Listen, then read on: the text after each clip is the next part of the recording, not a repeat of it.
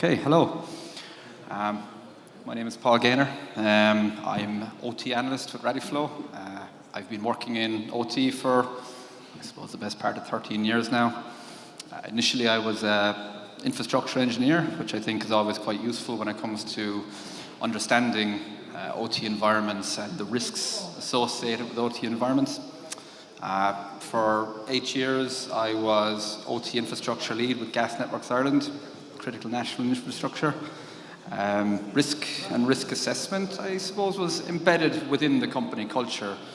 Safety really is the kind of core of a utility, and every decision and every investment program needs to reflect safety as a part of the decision-making process. And you know, when I look at cybersecurity, certainly in OT environments, all I see is safety, because ultimately that's the worst case scenario in the case of a cyber incident. So I'd like to talk today about risk assessment at a very high level.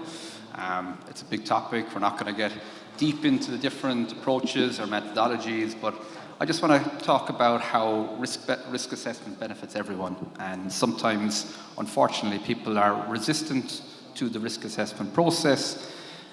They believe that it's going to undermine them, or people are going to criticize them, or it's going to, conduct some finger pointing maybe based on the findings. But that's not the case. I think risk assessment, and especially continuous risk assessment, is very healthy within an organization, and it allows for clear communication and continuous improvement of the cybersecurity posture within an organization. So I'll talk about why risk assessments are sometimes commenced and why customers at ReadyFlow approach us to begin a risk assessment.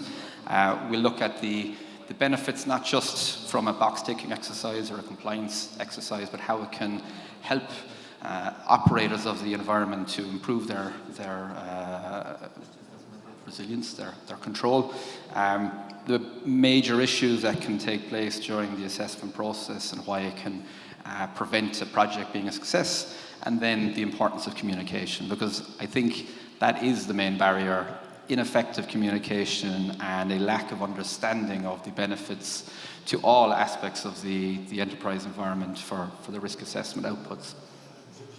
So, everyone here seems to be well versed in OT best practice and every aspect of OT and automation, but the main reason that we should undertake risk assessment is to prevent these, disastrous worst-case scenario consequences. Operational downtime within your environment, loss of production, stopping the process, the reputational damage that would occur along with cyber incident. I talked in some of the workshops today about the lack of reporting about OT cyber. Cyber incidents are underreported unless they're unavoidable.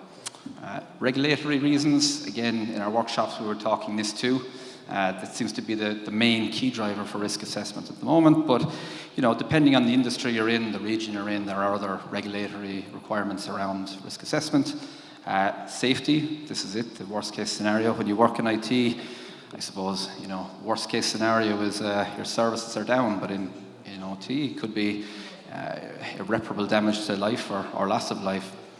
Environmental, not necessarily relevant in all types of environments, but coming from gas and utilities, the environmental was probably the second biggest driver for risk always, and decision making apart from the safety question.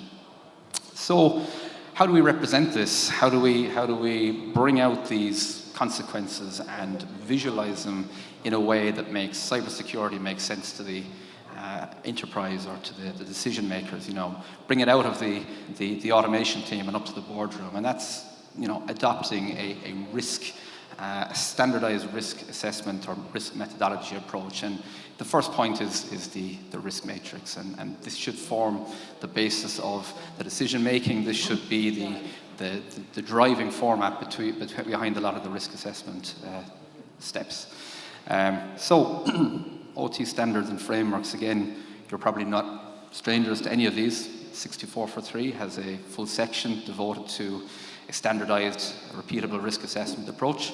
NIST 882 has a full chapter on specific risk assessment within ICS environments, and then NIST CSF, again, the kind of overarching basis of a lot of the best practice in cybersecurity, more familiar maybe to some of the IT practitioners in your organization, but again, risk is a core part of that process. The legislation, so NIST 2, identifying vulnerabilities, picking, matching and appropriate mitigations and controls, the tracking of those controls, and then visualizing it in a way that shows that the environment or the organization understands and accepts the responsibility of these vulnerabilities. In the UK, they have the Health and Safety Authority, OG86. Similar approach, again, identify your vulnerabilities, address them appropriately and track their progress. And then you also have the energy sector cybersecurity best practices, where you must identify situations and scenarios in your environment that could lead to a loss of delivery of power. But, you know, it shouldn't just be box ticking, it shouldn't be forced upon you by legislation. What are the operational benefits of risk assessment? And if you manage to bring that risk assessment process into your everyday BAU, what can you gain from it? Well, I suppose the pinpointing of where your limited resources are required. So determining the plant area, determining the sites, determining where you need to focus your attention, rather than it being all based on, you know, internal political decisions or a focus on a particular product or a particular plant. Looking at the sky-high view of your environment and understanding where investment is required. Understanding threats and vulnerabilities within your environment. I suppose, depending on your background, you may have a different view of threats and vulnerabilities. If you're a network guy originally, then you're looking at network-based threats. If you're an application guy, you're probably looking at applications. But you need to take the broad view of the environment as a whole and understand, yes, which vulnerabilities are present, but which vulnerabilities are exploitable and which ones are going to interrupt the business. Intelligently design and apply countermeasures. Intelligently maybe is a kind of a bit of a stretch there, but picking the right countermeasures, picking the countermeasures that are going to move the dial on risk most effectively, understanding where your limited budget can go. And it doesn't matter who you work for, the budget's always going to be limited. When I sometimes talk to customers and we talk about where they want to be in their security journey, often they leap straight to, you know, SL4 on 62443, we want to be resistant to a nation state. Well, you know, unfortunately that's just impractical, you know, from not just from a financial point of view, but from a human resourcing and a time perspective. You need to pick your battles. So find out where you can apply the most effective controls and apply them in the correct order. Prioritization of activities is a key one. There's the fallacy of the busy fools, unfortunately. Recently, I was looking at an industrial environment, and they seem to be kind of addressing operating systems at random across their plant. To me, this made no sense. I have a background in incident response, and I have a background in business continuity and recovery for the enterprise or for the OT environment in the gas utility. And if you don't look at a zone or a plant area or a process as a whole, if you have a cyber incident, the whole zone is lost. So you need to pinpoint where to focus your activities and prioritize them according to the greatest need. And then evaluation of your countermeasures. So, you know, with a pen and paper type of risk assessment, it's very hard to quantify the effectiveness of countermeasures. So you need to come up with a standard methodology. You need to come up with a way of measuring the effectiveness of your countermeasures in a repeatable way, so that regardless of the plant or plant area, you can understand how effective a countermeasure has been and communicate that back to where you gain your funding from in order to justify decisions made and to safeguard your funding going forward for improvement. So I'm not sure how familiar many of you are with the risk assessment approach. There's different ways to do it. I'm most familiar with the 62443 approach. So at a very high level, we'll kind of go through it and maybe we'll talk about some of the issues that can be encountered during it. So Step one, identify the system under consideration. I think the big issue here often is that people reach too big. Rather than selecting a pilot site or a pilot area and understanding the approach and overcoming the issues associated with the risk assessment process, people go for gold and they want to look at their entire environment, thousands of assets, tens of sites. This is a mistake. It's going to lead to a delay in achieving results. It's going to result in, I suppose, problematic issues when it comes to communication, scaling, and overcoming organizational communication problems. Next step is the initial assessment. This is where you take your achievable system under consideration and you hypothesize in the worst case scenario. You look at the components, you look at what they're connected to, and you say, if I lose this component, what happens to the business? Where am I left?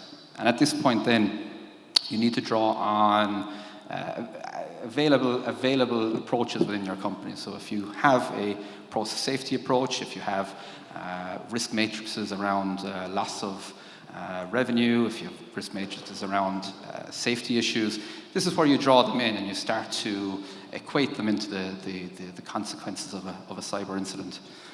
Establish zones and conduits, a much misunderstood issue, and I too, with my networking background, certainly didn't fully understand the zone and conduit approach.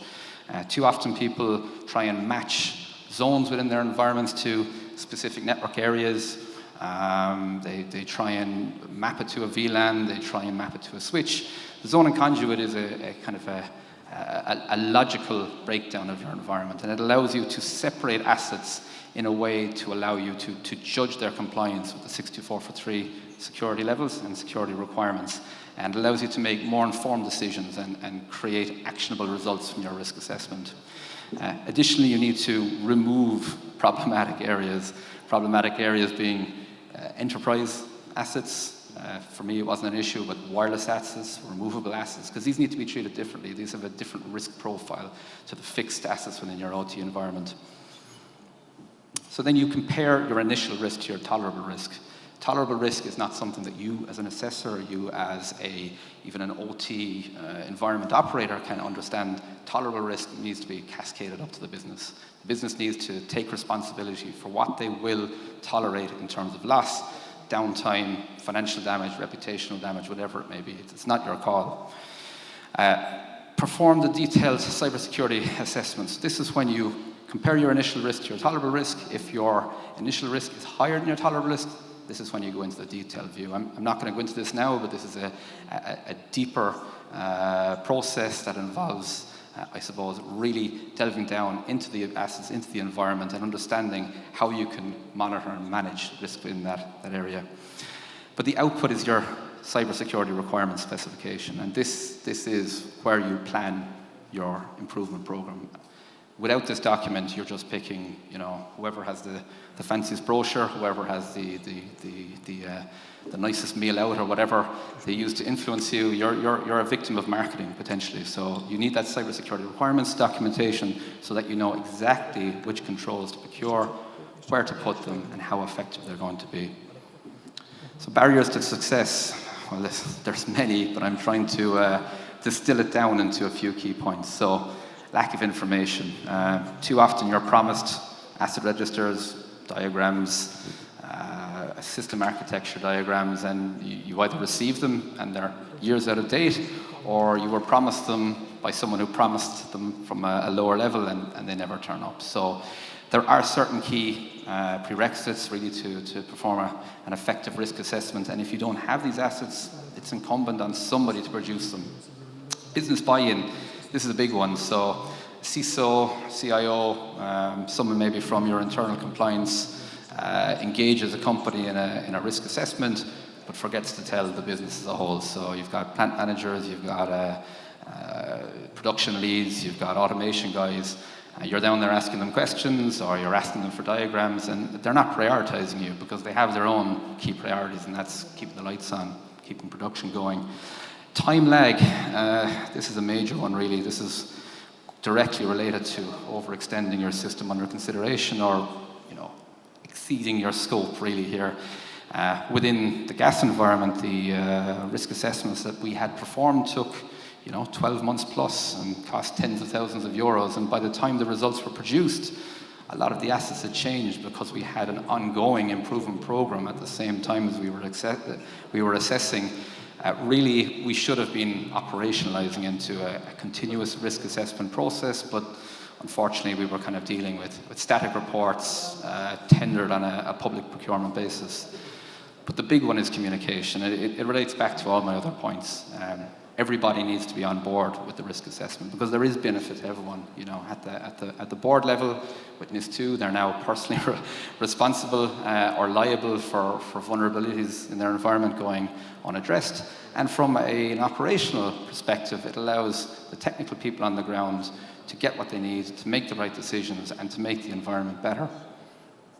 So this is it. This is the 62443 view. It's the NIST view. It's the NIS2 view, is to perform a continuous risk assessment. You never stop. As soon as you've implemented your controls, you're reassessing. And it doesn't really matter which risk assessment methodology you look at.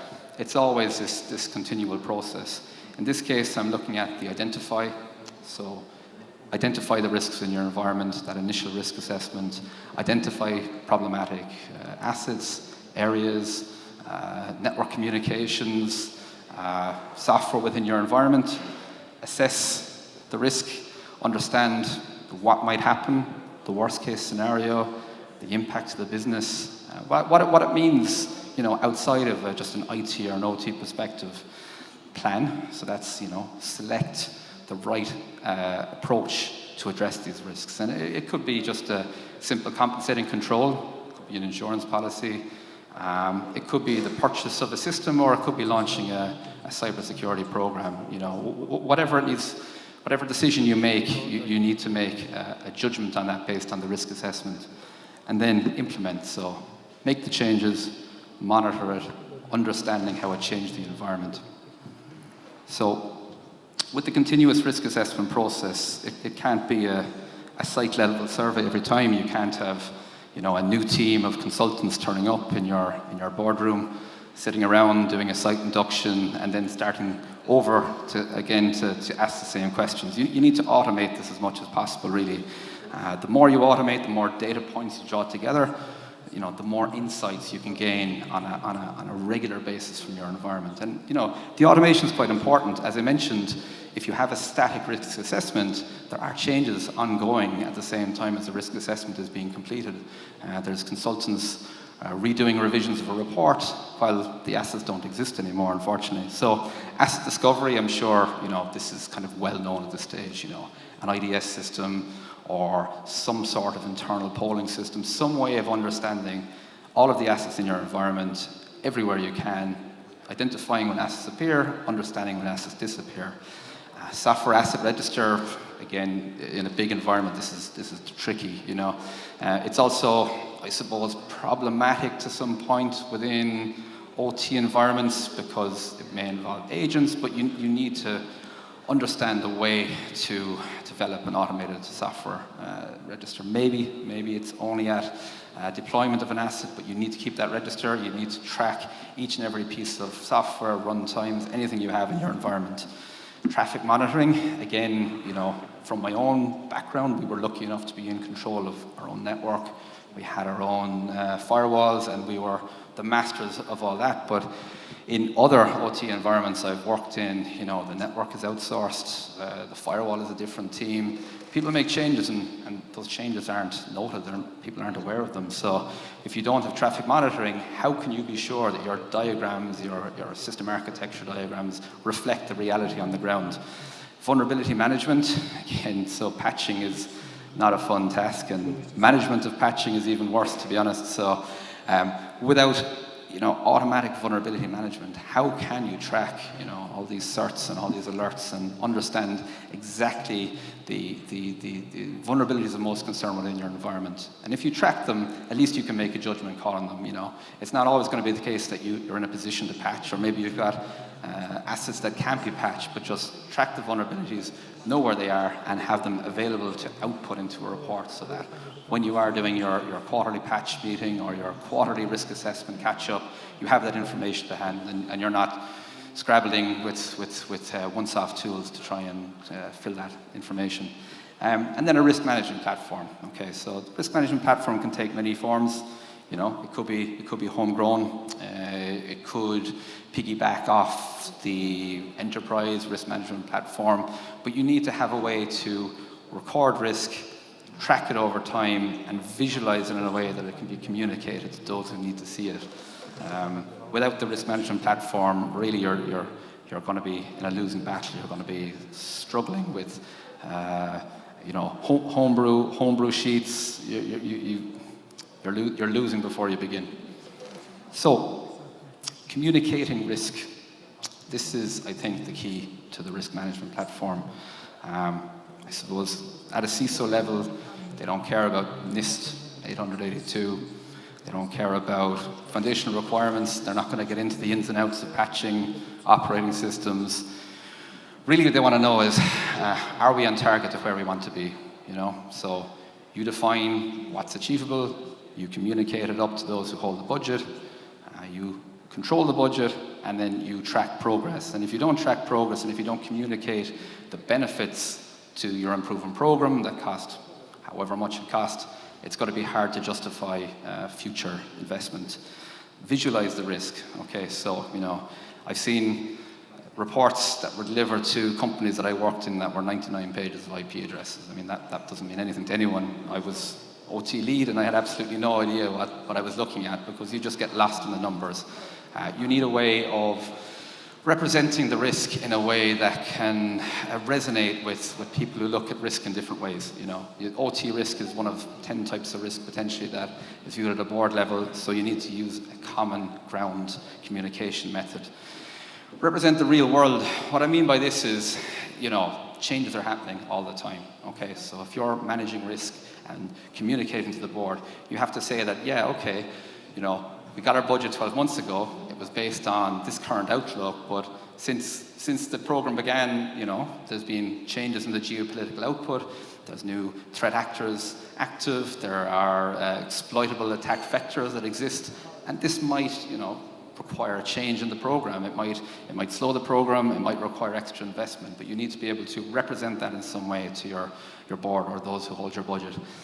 Give them the mile-high view. Okay, they're not interested in a zone-by-zone view necessarily. Okay, they want to know the enterprise view. They want to see each of the sites. They want to be able to compare each of the sites to understand the criticality of the site versus the investment on the site versus the threat to the business of each site. So keep it high level, keep it nice and visual, and then show me the money. So, you know, I touched on this previously on the, are we on target? How much is it going to cost? Okay, what is the return on investment for each of these controls? How will we fare if we have to cut 10% of the budget? What happens if we increase the budget? How much better does it get?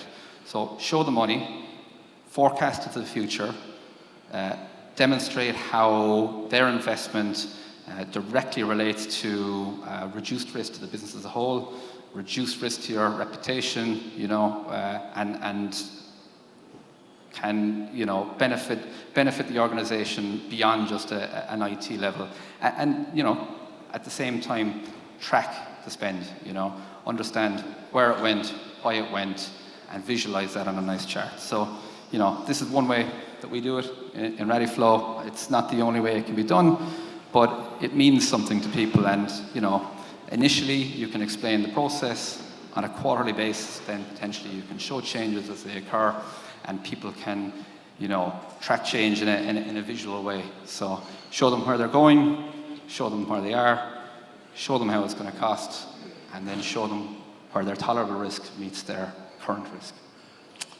Okay. Couple of seconds short, but I think that's me complete. So thanks very much, and thanks for your time. I'll be around here today and tomorrow if you want to talk about it further.